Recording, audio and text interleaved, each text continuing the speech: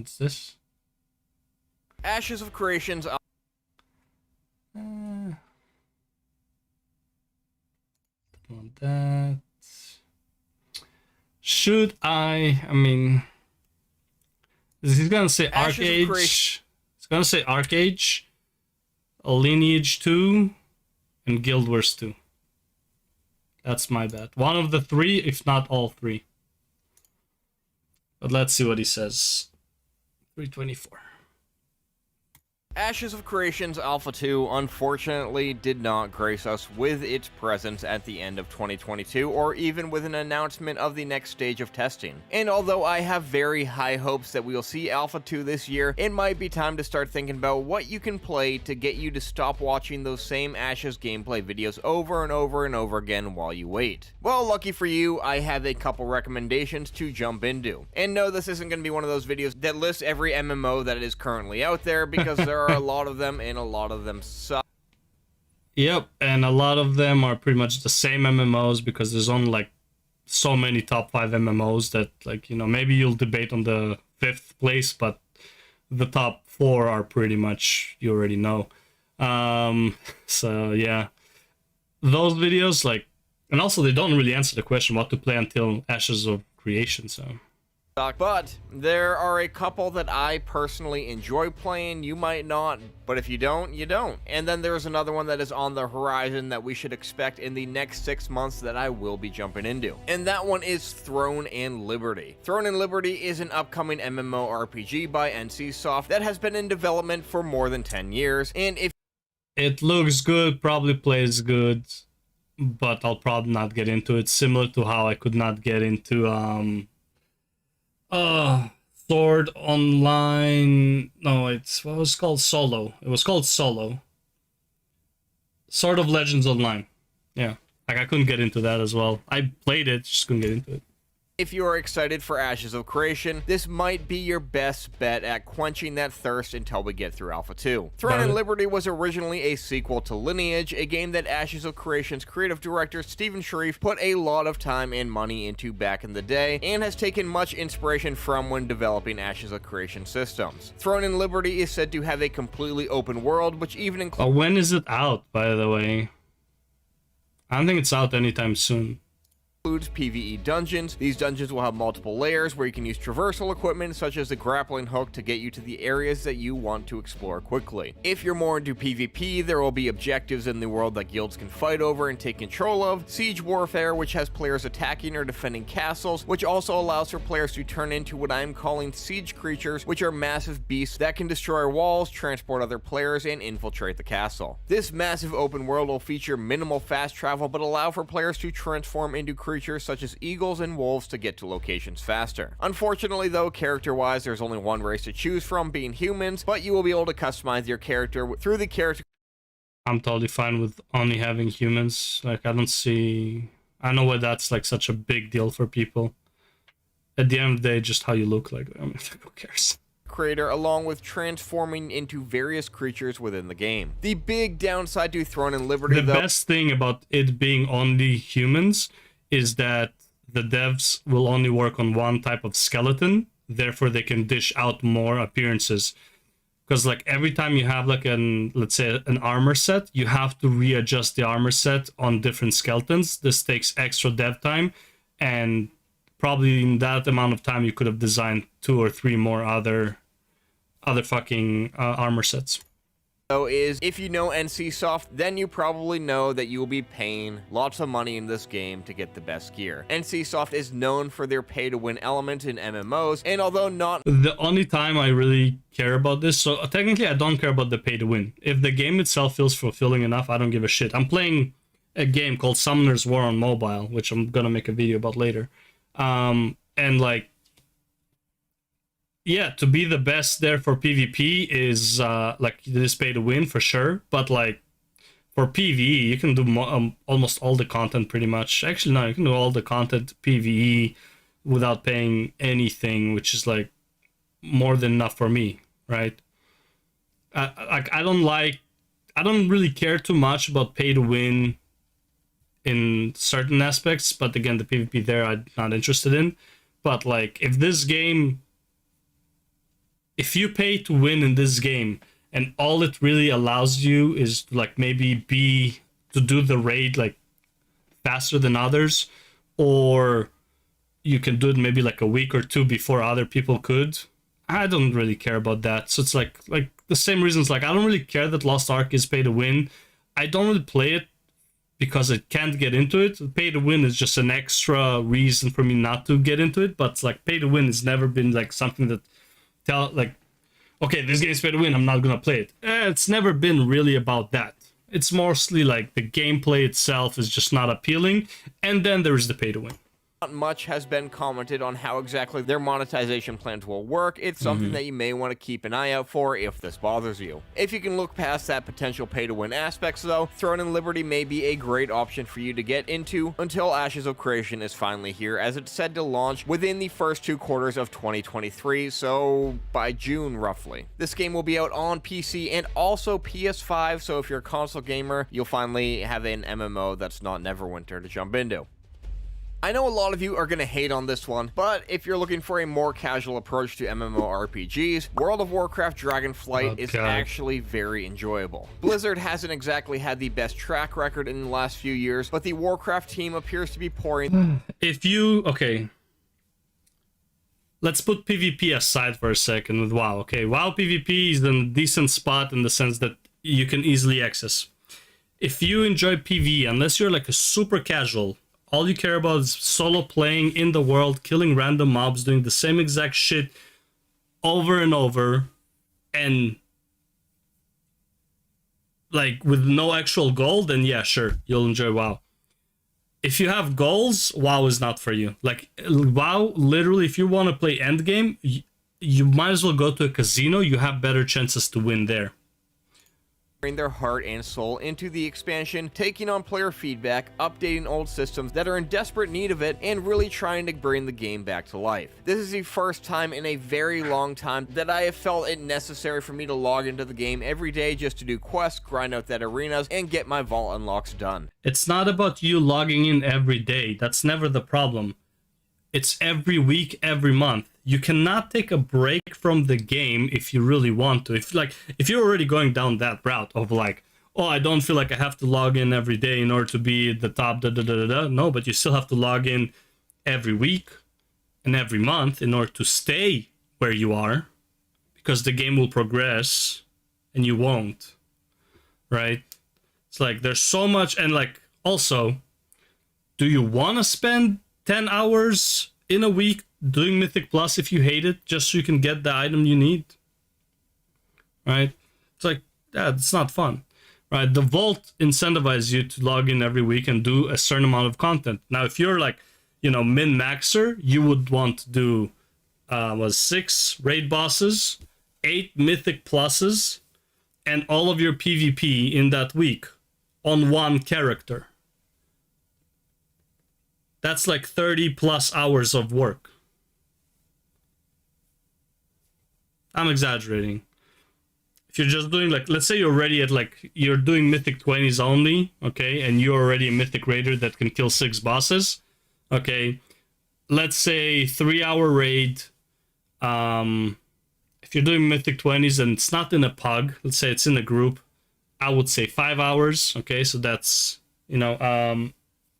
7 to 8 hours, and then PvP maybe like an hour and a half. Okay, so that's 10 hours per character. That is already at a plus 20, which, by the way, you would have to have spent about 100 to 200 hours per character to even get to that point. Now, if you're still pushing Mythic Plus keys, then no, it's going to be a lot more Mythic Pluses, and that will be like 20 to 30 hours per character. Yeah, no, the game is not very weekly friendly either.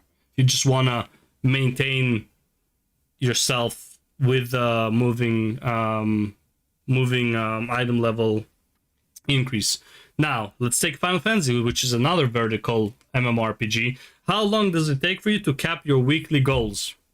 All you need to do for your weekly is get the 450 tombs. How long does it take to get the tombs? Technically, you can get it in 2 days if you do all of the content, which will take you a few hours, or you can just log in for about, on a bad day, 20 minutes a day, 5 times. That's about it. And then you got 450, right? Just do the level 90 expert dungeon. That's 90 books. You do it 5 times. Boom, you got it. So yeah, I wouldn't say this is such a friendly game. But again, if you don't care about anything, then yeah, WoW is fantastic. And this is just the beginning for Dragonflight, because for the first time in WoW expansion history, they have given us a roadmap on the development. This is such a dumb take, bro. I can't take it with these people shilling for this fucking roadmap. Oh my god, bro. This roadmap portrays what you would get, sure. But it's also pretty much exactly what you get anyways without seeing the roadmap. Season 2 and Season 3 are the exact same thing you would get every freaking patch ever. Major patch. Patch 10.1.5 is exactly what you have gotten in Shadowlands. The only difference is you didn't have the fucking roadmap telling you that you're getting this. This is the same shit. It's just, oh, it's more visual, so it's a bonus. Oh my god, bro. I don't understand why everyone's so happy about this roadmap. Like, what are you happy about? It's the same amount of content you would get anyways. Well, but now we can see it. Yeah, you can also see group loot now. Good job. But now I can see the group loot. Yeah, but you have less chance of getting it now. Good job, but at least you can see it. At least you can see it. Fucking idiots, man. Plan for the game. So waiting months for a whisper of the next patch isn't a thing this time around, and we already got our first content. Yes, it is. Yes, it is, because by the way, this is not set in stone. Winter is 3-month period. You don't know exactly when you're gonna get it. Well, you know when 10.05 is going out now, obviously, because it's been announced. But 07, you don't know when in the spring, beginning of spring, end of spring. It's a 3-month period. Good luck figuring that out. Season 2, summer in between spring and summer. Could still be in the summer, can still be in the spring. Okay, this also, all of this can move if they're not making their own timelines. So, like, to say that's like, you know when, that's bullshit. You would always know that a patch, especially when the expansion just launches, a patch is approximately 3 months away since the last patch, maybe 4. This doesn't change it. This doesn't change anything. Waiting months for a whisper of the next patch isn't a thing this time around, and we Yes, already got our is. first content patch coming at the end of January with Trading Post, a new Primal Storm event, and the highly requested. Yeah, and it's been how many weeks? It's been what? 2 months, basically, for 10.05. And then you have 2 months, or month and 2 months for 10.07. And then what? In a month or two, you're gonna get the 0.1 patch. So half a year patch cycle, like actual like content cycle. Yeah, wow, it's really good, guys. Half a year. Thank God we have the roadmap. Final Fantasy, by the way, up until Endwalker, was 3 months for patch content. Now it's like 3.5 or 4. For an actual patch content with new dungeon, new raid, it's like either raid part or allied raid, whatever, and an ultimate, you know, it's like actual patch in 3.5, 4 months. And this you get an actual patch in 6 months. Oh, but we got a roadmap, we're so happy. Who has a better fucking, what's it called? Budget. Who has the bigger budget? Requested white and gray transmogs, along with the next content patch expected in the spring. If you're constantly on the road and looking for a mobile MMO, I am disappointed in you, Ritchie. I thought higher of you. RPG to play, well, there's only one that I would ever recommend playing because most mobile MMOs are garbage, and that is old school RuneScape. Yes, that game that you probably played way back in middle school is still going strong with over 1 million active daily. Like, I mean, technically my facial expression should, like, I shouldn't do that facial expression. As far as an mmoRPG is concerned, I'm assuming it's a good game. I just can't get into it because it just looks like something I shat in the washroom earlier this day, okay? Like, it just doesn't look good, man. Like, it might be good. It has a lot of content, I get it. It has cool shit, I get it. But if I don't care about this guy, my character, I don't care about the world. And unless I have nostalgia for it, I just won't care about it. players. Not much has changed since you last logged in either, as you're still clicking your way through the very familiar map, interacting with players, completing quests, leveling skills, and PKing in the wild. But there are various events and updates coming in the first half of 2023 alone. What's sad is the event poster has better graphics than the game. This looks like a poster you would post for like WoW. This one looks like a poster you post for WoW. This looks like a poster you would post for WoW, like a patch or whatever. And then the game actually looks like this, like fucking paper trees. Along with numerous updates in the past that you probably missed if you haven't been following along. So if you really want that nostalgia feel, I'd highly recommend jumping back in to get that 99 woodcutting, as RuneScape's clicking controls really work great on a mobile phone, and honestly, it's, again, the only mobile MMO that I would ever recommend. It just works great, it's really fun to play, and it's something to pass the time. There are many other MMOs out there, such as Final Fantasy Online, Black Desert Online, Star Wars Knights of the Old Republic, Elder Scrolls Online, and more that are constantly getting updated and do a good job at sucking you in and occupying your time as you wait to finally get your hands on Ashes of Creation. But those MMOs I just don't invest really any time into actually these days, mostly because taking on more than one MMO at a time is a huge time investment that I don't currently have. But it is, especially if WoW is one of your MMOs. Yeah, if WoW is one of your MMOs, you can say goodbye to playing any other MMO. I can easily play Guild Wars 2 and Final Fantasy 14 and ESO at the same time, because there's like set things I want to do in them and I can just peace out, because there's no like fucking like there's nothing telling you it's like you have to play this, right? With WoW, no, there's way too much fucking system, it takes way too long, and Mythic Plus takes 30 minutes to an hour because you have to fucking form the group. A raid takes 2+ hours. Final Fantasy, I just log in, boom, I want to do this boss right now. I just want to prog on this boss for like an hour. Okay, that's fine, right? Meanwhile, fucking raid in WoW, I have to dedicate like 9 hours of my fucking week with a guild. Sometimes it's 6 to 8 as well. There's some specific guilds that do like less. But no, it's a fucking time investment. Guild Wars 2, there's absolutely no time pressure because the content is always there. It's horizontal progression. So it's like I could just log in, do like a few quests like for my living world and, you know, and peace out for a week or something. Same with ESO. I want to do a bit of content. I'll just log in, do a bit of content and leave. There's no sub. I don't have to like, there's like, it's get in and play, just do whatever the fuck you want. It's horizontal progression. So there's no fear of like, you know, being weaker than others because you're not playing the game, right? It's like you're just as weak as you were, like you're not weaker. But no, WoW is the only game that actually forces you to play it for a very long time, and it is impossible to play WoW with any other fucking game. Forget even with any mmoRPG. If you have time to play any game while you're playing WoW, you are fucking up your WoW character. That's how bad WoW is in letting you play other games. And I love that Ian says like, oh yeah, we don't want you to play if you don't want to play. Like, yeah, okay, bro. So why are all your systems requesting me to log in at least in a week for at least 30 hours? Why? Why are the systems like this, Ian? Why is it a 30-hour weekly quest? Right? Weekly fill up the bars for fucking a week. Fucking 30 hours of my day, of my week. That's like, no, like... So Ritchie, you're way off on this one. Way off. Let me know in the comments what you were playing to pass the time until Ashes of Creation graces us with its presence. And if you're new to Ashes and have yet to create an account, feel free to use the referral link in the description below where you can jump in on the forums, buy some cosmetics. I would agree that when Ashes of Creation comes out, you'll probably not have any time to play any other game because of how Ashes is designed. And I'm not saying it's a bad design or a good design, but usually that's how it is. I believe Ashes is going to be a vertical progression, so you'll keep getting stronger. So again, there's already this need to keep playing the game. The other thing is it's going to take a lot of time to level up. So there is that issue where it's like if you're not leveling up, you're falling behind.